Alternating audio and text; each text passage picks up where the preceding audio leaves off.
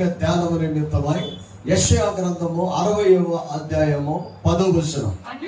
అన్యులు నీ ప్రాకారములను కట్టుదురు, వారి రాజులు నీకు ఉపచారము చేయుదు. యెషయా గ్రంథములో అద్భుతమైన ఆశీర్వాదకరమైన ఉద్దేశాలను దేవుడు వెల్లడిపరుస్తూ వస్తాడు. అంటే యెషయా ఒక స్పష్టమైన అభిప్రాయాన్ని వెల్లడి చేస్తూ ఉన్నారు. దేవుని ఉద్దేశం ఏంటి?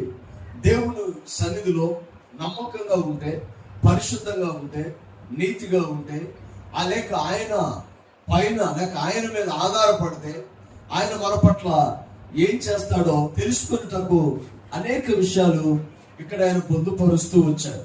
మొదటి వచనంలో ఏమంటాడు? లెమ్ము తేజరిల్లుము, నీకు వెలుగు వచ్చి ఉన్నది అంటాడు. అంటే ప్రియ దేవుని బిడ్డలారా, ఆత్మీయ జీవితంలో మనము లెగాలి, తేజరిల్లాలి, మన వెలుగుని మనం గ్రహించాలి. రెండో మాట ఏమంటాడంటే, రెండో వచనంలో చూడుము లోకమును చీకటి కమ్ముచున్నది. ప్రియ దేవుని బిడ్డలారా, చాలా జాగ్రత్తగా నా మాటలు గమనించండి. ఈ రోజున మనం ఎలా ఉన్నాము అంటే, ఒక చీకటి కరమైన దినాల్లో ఉన్నాం, భయంకరమైన దినాలలో ఉన్నాం. ఏ ఇంట్లో చూసినా, ఏ కుటుంబంలో చూసినా.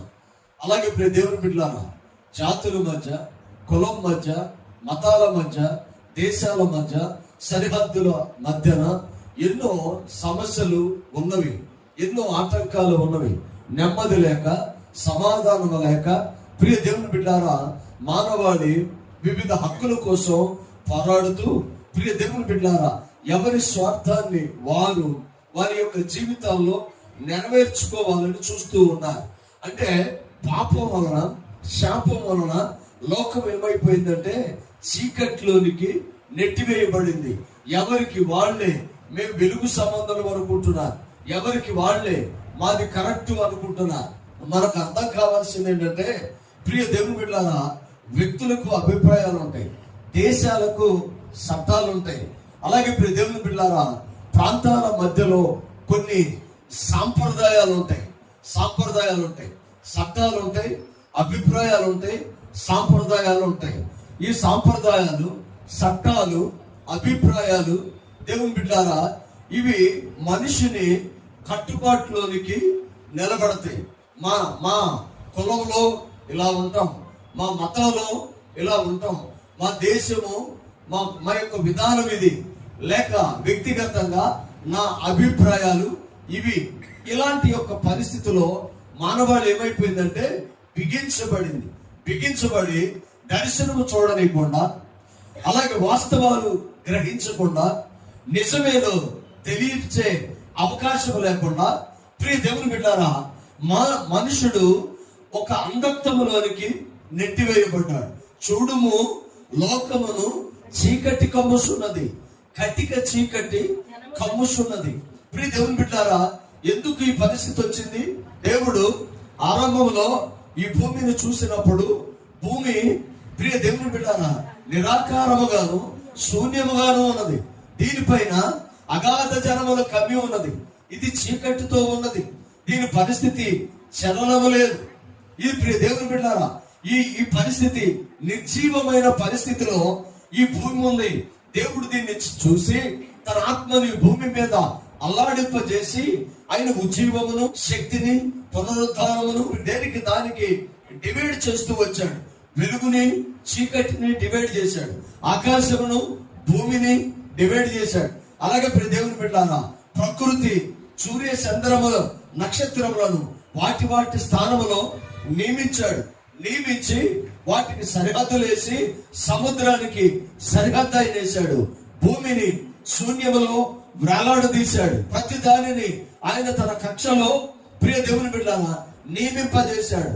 ఈ లోకములో మొదటే దేవుడు ఈ యొక్క చీకటిని, వెలుగును వేరుపరిచాడు. అది మంచిదని చెప్పాడు. ఇప్పుడు ఏమైందంటే ఆ చీకటి మానవాళిలో భాగమైపోయింది. చీకటిలో మనుషుడు ఉన్నాడు. ఈ చీకటి జయించలేని పరిస్థితిలో ఉన్నారు. ఎలాంటి అర్థత్వం అంటే ప్రార్థన చేస్తారు, ఫలాన్ని చూడరు, మందిరంలో ఉంటారు, క్రియలు చూడరు. దేవుని బిడ్డారా, విశ్వాసముతో ఉన్నట్టుగా ఉంటారు, కానీ దేవుని యొక్క ఫలాలు అనుభవించలేము. అందుకనే ఇక్కడ అంటున్నాడు, లోకాన్ని చీకటి కమ్ముతుంది, లోకాన్ని చీకటి కమ్ముతుంది. యేసు ప్రభు ఆయన యొక్క కొండ మీద ప్రసంగంలో ఒక అద్భుతమైన మాటను మాట్లాడుతూ ఆయన అంటాడు, మీరు లోకానికి వెలుగు కదా, మీరు లోకానికి వెలుగై ఉండాలి.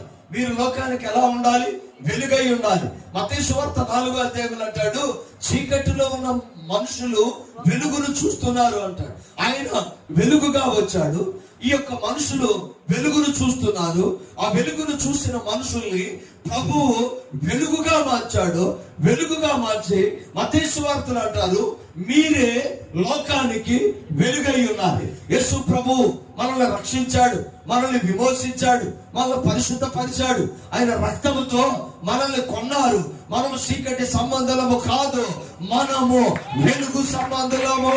మనము వెలుగు సంబంధం అయితే చీకటిలో ఉన్న ప్రజల వైపు మనం చూడాలి. మనం వెలుగు సంబంధం అయితే ఎక్కడ సమస్య ఉందో, ఎక్కడ ఆటంకం ఉందో, ఎక్కడ పాపం ఉందో, ఎక్కడ చీకటిలో ఉన్నారో, ఎక్కడ యేసయ్య లేకుండా ఉన్నారో అక్కడ మనం ఉండి ఆ చీకటిని పారదోలి వెలుగు మయముగా మనము మారవలసిన వారము. మనము లోకానికి వెలుగై ఉన్నాం. వెలుగై ఉన్నాం. మనము మన జీవితంలో చేయవలసింది ఏంటో తెలుసా? ఎవరైతే అంధత్వంలో ఉన్నారు, ఎవరైతే చీకటిలో ఉన్నారు, వారిని మనం ఎన్నుకోవాలి, వారిని మనం గ్రహించాలి, వారి దగ్గరికి మనం వెళ్ళవలసిన వారమై ఉన్నాం. దేవుని బిడ్డలారా, దేవుని యొక్క పనిలో యేసు ప్రభు దేనికి వచ్చాడు? దేవుని బిడ్డలారా, దేవుని రాజ్యం సమీపించింది, మారు మనసు పొందండి ఆయన చెప్పడానికి వచ్చాడు. చెప్పకపోతే చెడిపోతారు. చెప్పకపోతే చీకటేదో వెలుగేదో వారు గ్రహించలేరు. అందుకనే యేసు ప్రభు లోకానికి దేనికి వచ్చాడంటే చెప్పడానికే వచ్చాడు. చెప్పడానికి దేని గురించి చెప్పడానికి వచ్చాడు? వెలుగు ఉన్నది, ఆ వెలుగులోనికి మీరు రావాలి. ఎవరైతే ఆ వెలుగులోనికి వస్తారో దేవుడు వారిని ఆశీర్వాదకరంగా మార్చే దేవుడు అయినా. దేవుని మీద నా మాటలు చాలా జాగ్రత్తగా గమనించాలి. అందుకనే ఇక్కడ అంటాడు, లోకమును చీకటి కమ్ముస్తుంది అంటాడు. దేవుని బిడ్డలారా, మనం వెలుగు సంబంధం యేసయ్య మనల్ని రక్షించాడు. మనం వెలుగు సంబంధం యేసయ్య మనల్ని విమోచించాడు. మనం వెలుగు సంబంధం ఆయన రక్తముతో మనలను కడిగాడు. మన వెలుగు సంబంధం ఆయన దగ్గర ప్రార్థించే కృపను ప్రభు మనకి అనుగ్రహించాడు. అందుకని దేవుని సన్నిధిలో దేవుని బిడ్డలారా, చీకటిలో ఉన్న ప్రజల దగ్గరికి మనము వెళ్ళవలసిన వారమై ఉన్నాం. మన నిరంతర పని, నిరంతర ప్రక్రియ ఏంటంటే, ఎవరు ఏ సమస్యలో ఉన్నారు, ఎవరు ఏ ఆటంకంలో ఉన్నారు, ఎవరు ఎలాంటి అవసరతలో ఉన్నారు, మన పక్కనే ఉన్న వాళ్ళు గంభీరంగా కనబడినను వాళ్ళను పలకరిస్తే వాళ్ళ సీక్రెట్ ఏంటో మనకు అర్థమవుతూ ఉంటుంది. ఎవరికి వాళ్ళే నాకెందుకు లేదు అనుకుంటే ఇది దేవుని చిత్తం కాదు. దేవుని రాజ్యము కట్టబడదు. ఆయన ఉద్దేశం ఏంటో తెలుసా? ప్రపంచం మొత్తం ఒక పక్క పెట్టి, ఒక ఆత్మను ఒక పక్క పెట్టింది. యేసయ్య ఏం కావాలి అంటే నశించిపోతున్న ఆత్మయే కావాలంటాడు ఆయన. అలాగే ఇప్పుడు దేవుని బిడ్డలారా, 100 గొర్రెలు ఒక పక్క ఉంటే ఒక్క గొర్రె తప్పిపోతే యేసయ్య దేనికోసం వెళ్ళాడు? ఒక్క గొర్రె కోసం వెళ్ళాడు. అలాంటి వాడు ప్రియ దేవుని బిడ్డలారా, మన జీవితంలో మనం గుర్తుపెట్టుకోవాల్సింది అదే. మనకి వెలుగును ప్రసాదించిన ఆ దేవాది దేవుడు మనం చేయవలసింది ఏంటంటే, చీకటిలో ఉన్న వారిని వెలుగులోనికి నడిపించవలసిన వారమైన. నీకు వెలుగు వచ్చి ఉన్నది, లెమ్ము తేజరిల్లుము, యెహోవా మహిమ నీ మీద ఉదయించను, చూడుము లోకమును చీకటి కమ్ముచుంది. దేవుని బిడ్డలారా, వెలుగుని మనం చూడాలి. ఆత్మీయమైన వెలుగులోనికి మనం రావాలి. ప్రభువు నాకు తోడుగా ఉన్నాడు. ఆమేన్, హల్లెలూయా. దేవునికి మహిమ కలుగును గాక. నా ప్రతి అక్కరను ఆయన తీర్చుటకు సంకల్పించాడు. దేవుని బిడ్డలారా, ప్రభువు మీద ఆధారపడినప్పుడు ఆయన మన పట్ల, ఆయనకు మన పట్ల ఆయన ప్రణాళికలు వేరుగా ఉంటాయి. అందుకని అంటాడు, మీ యందు నాకున్న ఉద్దేశములు సమాధాన సంబంధమైనవే కానీ హానికరమైనవి కాదు. అంటే నీవు ఏం ఆలోచించి చేస్తున్నావో ప్రియ దేవుని బిడ్డలారా, అవి హానికరమైన ఉద్దేశాలు అయి ఉండొచ్చు, కానీ దేవుడు అంటున్న మాట ఏంటంటే మీ పట్ల నా ఉద్దేశాలు సమాధానకరమైనవే కానీ హానికరమైనవి కాదు. ఆయన హాని చేసేవాడు కానే కాదు. అందుకని దేవుని బిడ్డలారా, ఎప్పుడైతే మనం లోకంలో నుంచి బయటికి వెళ్ళి చీకటిలో ఉన్న వారిని వెలుగులోనికి రప్పిస్తామో అప్పుడు మన జీవితాలను ఆయన ఆశీర్వాదకరంగా మారుస్తాడు. విశ్వాస జీవితంలో మనం గ్రహించవలసింది అదే. మనమైతే వెలుగులోనికి వచ్చాం, కానీ లోకం ఎక్కడుంది? చీకటిలో ఉంది. ఆ చీకటిలో ఉన్న లోకము దగ్గరికి వెళ్ళి ఆ వెలుగు వైపు మనం చూపించవలసిన వారమైన దేవుని బిడ్డ, మన యొక్క వెలుగును, మన యొక్క ప్రత్యక్షతను ఇతరులు చూడాలి. ఇశ్రాయేలు దేశములో సొలొమోను గురించిన వార్త ప్రపంచ దేశాలకు వ్యాపించి, ఆ రోజున సెల్ ఫోన్ లేదు, వాట్సాప్ లేదు, యూట్యూబ్ లేదు, ఫేస్బుక్ లేదు, ఇన్స్టాగ్రామ్ లేదు.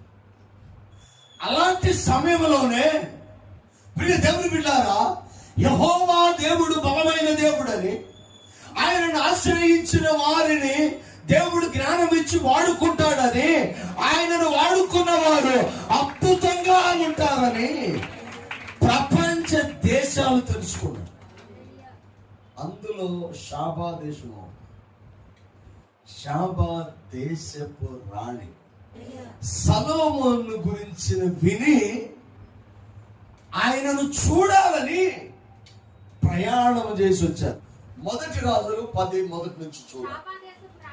షాబా దేశపు రాణి యెహోవా నామమును గూర్చి సొలొమోనునకు కలిగిన కీర్తిని గూర్చి విని గూఢార్థము గల మాటల చేత అతనిని శోధించుటకు వచ్చారు.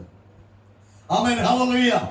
బైబిల్లో తప్పులు కనుక్కోవాలని వచ్చి బైబిల్ చదివి మారు మనసు పొందిన వారని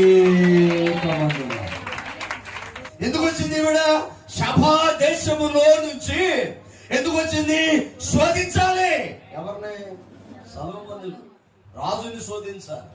దావీదు కుమారుడు రాజ్యమును న్యాయంగా పరిపాలన చేస్తున్నాడు. అతను దేవుని బిడ్డ. అతను శోధించి అతని దేవుడు కరెక్ట్ కాదు, అతని రాజ్యము కరెక్ట్ కాదు, అతని గురించి విన్నది కరెక్ట్ కాదు, అది అబద్ధమని వెళ్ళి ప్రచారం చేయాలి. దానికోసం వచ్చిందా?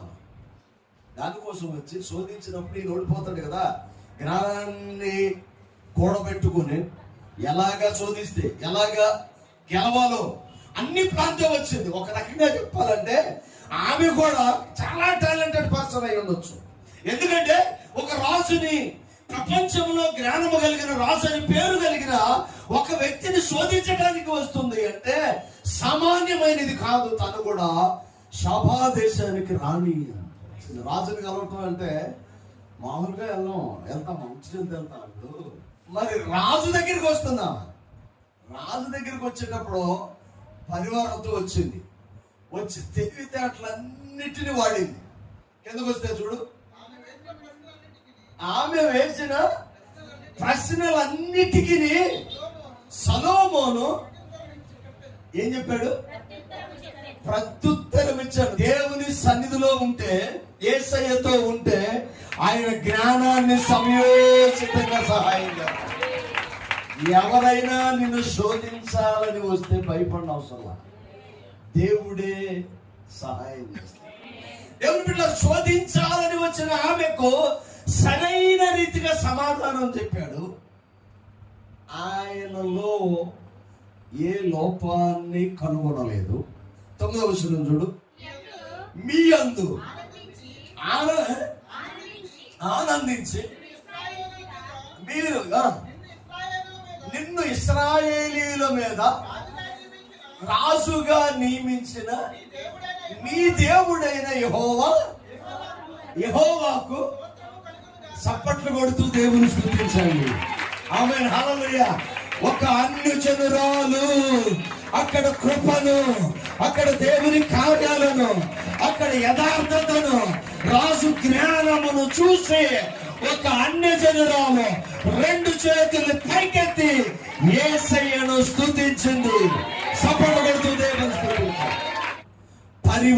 సొలొమోనుతో వచ్చింది. జనముల ఐశ్వర్యమును నీ యొద్దకు తీసుకొని వస్తాను. సొలొమోను దేవాలయమును కట్టడానికి పూనుకున్నాడు. కానీ దేవుడు ఎవరిని ప్రేరేపించాడో తెలుసా? షబా దేశపు రాణిని ప్రేరేపించాడు. ఏమనుకుంది? శోధిద్దామని అనుకుంది. ఆయన అనుకున్నాడు, దేవుడు నిన్ను ఎలా నా పనికి వాడుకోవాలో అని అనుకొని ఆమెతోనే పరివారంతో కూడా కలిసి ఇక్కడ రావడానికి కృప చూపిద్దాం. సముద్ర వ్యాపారము నీ వైపు తెప్పబడును. సముద్ర ప్రయాణము చేసి విస్తారమైన సంపదతో ఆ దేశానికి ఆవిడ వచ్చింది. ప్రియ దేవుని బిడ్డలారా, యేసయ్యను కలిగి ఉంటే చాలు, అన్ని ఆయన సమకూరుస్తాడు, అన్నిటిని ఇచ్చేది. జనముల ఐశ్వర్యము నీ యొద్దకు వచ్చును. నీవు నీతిగా నిలబడితే, నువ్వు వాక్యముతో నిలబడితే, యేసయ్య నీ పక్షమున ఉంటే, నీవెవరో తెలియని వ్యక్తులకు యేసయ్య నీ దగ్గరికి పంపిస్తాడు. మీరు నమ్మండి, ఈ సంవత్సరంలో ఈ మందిరంలో ఉన్న వారిలో దేవుడు ఇలాంటి సహాయాలు అనేక మందికి దేవుడు చేయబోతున్నాడు, చేస్తాడు. ఆ పని ప్రారంభమైంది. ఆమేన్, హల్లెలూయా. నీకు తెలియని వ్యక్తుల ద్వారా దేవుడు నిన్ను పోషించే రోజు నువ్వు చూస్తావు. నువ్వు రాననుకున్న వాటిని దేవుడు నీకు ఇప్పిస్తాడు. ఎవరు అనుకున్నది యేసయ్య నీ దగ్గరికి తీసుకొచ్చించగలిగాడు. సపట్లు కొడుతూ దేవుడు. యేసయ్య ఎంత గొప్ప దేవుడు తెలుసా? నవాబు కదా. ఆమేన్, హల్లెలూయా. నీళ్ళన్నీ ఎండిపోయిన తర్వాత కాకిని పంపిస్తాయి. ఎందుకు? నీళ్లు ఉన్నాయా లేవా చూసి రావటం కోసం పంపిస్తాయి.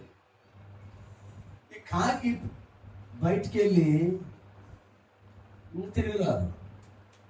ఏ అని అంటే కొద్దిగా ఆలోచన చేస్తే దీనికి శవాలను తినే బుద్ధి ఉంది. ఎక్కడ కులిపోయిన మాంసం ఉంటే అక్కడికి వెళ్తే ఉండదు.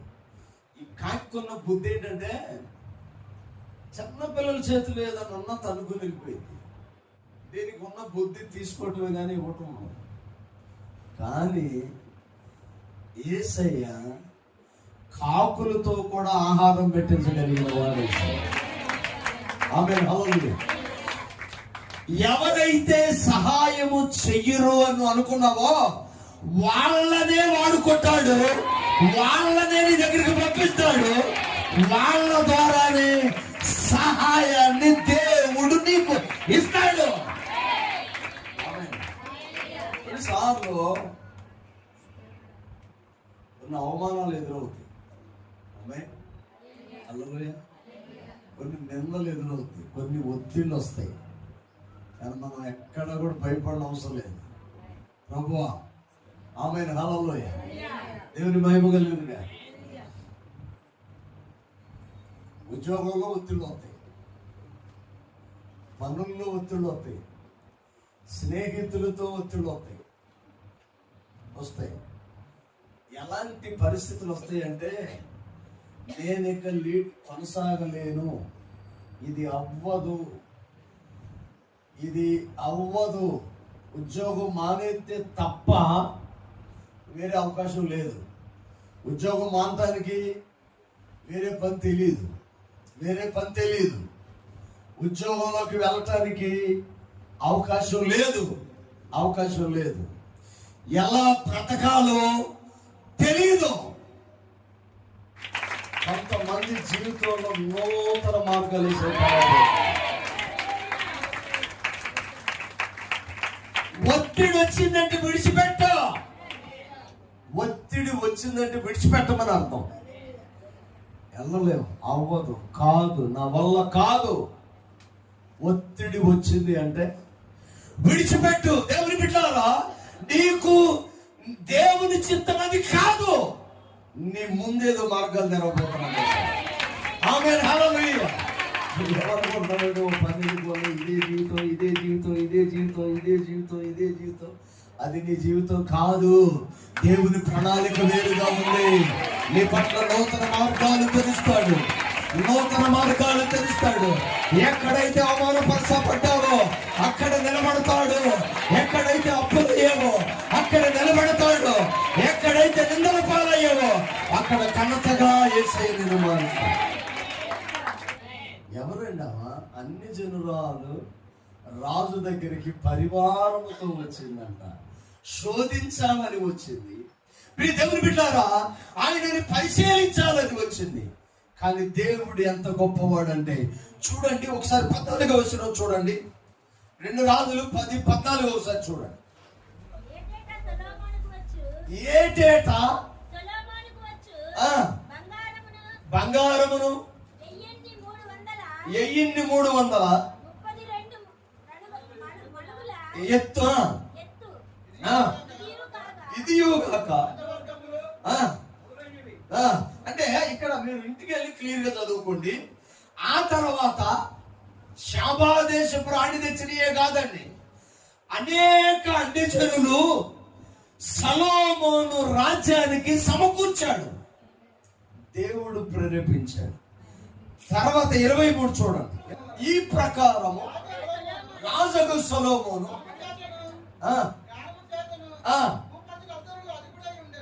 చేతను జ్ఞానము చేతను భూపతులు అందరిలో అధికుడై ఉన్నాడు. సపోర్ట్ కొడుతూ దేవుని స్తుతి. జనముల ఐశ్వర్యము మీ వద్దకు వచ్చు. నువ్వు అందుకని ఇశ్రాయేలు ప్రజలతో అంటాడు, మీరు వెళ్ళండి, మీరు కట్టని ఇల్లు మీకు ఇస్తాను, మీరు కట్టని పొయ్యిలు మీకు ఇస్తాను, మీరు పండించని పంటలు మీకు ఇస్తాను. దేవుడు మిమ్మల్ని బహుగా ఆశీర్వదిస్తాడు. సపగొడుతూ దేవుని స్తుతి. ఇది జరిగింది, ఇదే జరగాలి, ఇది దేవుని వాగ్దానం. మీరు కట్టని ఇళ్ళు, మీరు పండించని పంటలు, మీరు పెట్టని పొయ్యను యేసయ్య మనకు ఇస్తాడు. సపగొడుతూ దేవుని స్తుతి. ఈరోజు ప్రార్థన దేవుని కార్యాలు అనుభవించడానికి ముందు రోజు మనకు ఉపయోగపడుతుంది. అందుకని పెద్ద పెద్ద ప్రార్థనలు చేయండి. ప్రభువా, నా పిల్లవాడు గొప్పవాడు, దీవించబడాలి, ఆశీర్వదించాలి, ఉన్నతంగా ఉండాలి. విశ్వాసంతో నిలబడండి, నమ్మండి, ప్రభువును మిమ్మల్ని నిలబెట్టేవాడు. తలవంచని ప్రార్థన. ప్రాణులైన దైవం, సత్య స్వరూపి, కృప సమృద్ధినిచ్చేవాడు దేవ, సముద్ర వ్యాపారం నైవేద్యతను జనముల ఐశ్వర్యము నెయ్యొద్దకు వచ్చు. శోభా దేశపు రాడు అయా, ఇదిగో నాయన సొలొమోను శోధించుటకు వచ్చి ఆయన నీవిచ్చిన జ్ఞానమును విని పరివారముతో వచ్చి వాటన్నిటిని విడిచిపెట్టడమే కాదు కానీ తన అనేక మంది రాజులకు తెలియజేయటం వలన అనేక మంది ఆ రాజ్యానికి సమృద్ధి అయిన ధనమును పంపించారు. ప్రేమ కలిగిన దైవాన్ని స్తోత్రం. వాగ్దానాన్ని నెరవేర్చిన వాడు. ఈ సంవత్సరం మాకు ఇచ్చిన వాగ్దానం ఏ కుటుంబంలో ఎలా నెరవేర్చబోతున్నావో మాకైతే తెలియదు, కానీ సమస్తమును జరిగించిన దేవుడు. ఆ రోజున సొలొమోను కాలంలో అది జరిగితే మా కాలంలో కూడా ఇది జరిగే కృపగా దయచేయండి. ఇక్కడ ఉన్న ప్రతి బిడ్డను మీరు దీవించమని, పేరు పేరున ఆశీర్వదించమని, నమ్మిన వారు ఈ ఫలాలు అనుభవించే కృపను దయచేయండి. యేసు పరిశుద్ధ నామమున అడిగి వేడుకొనుచున్నాము తండ్రి, ఆమేన్.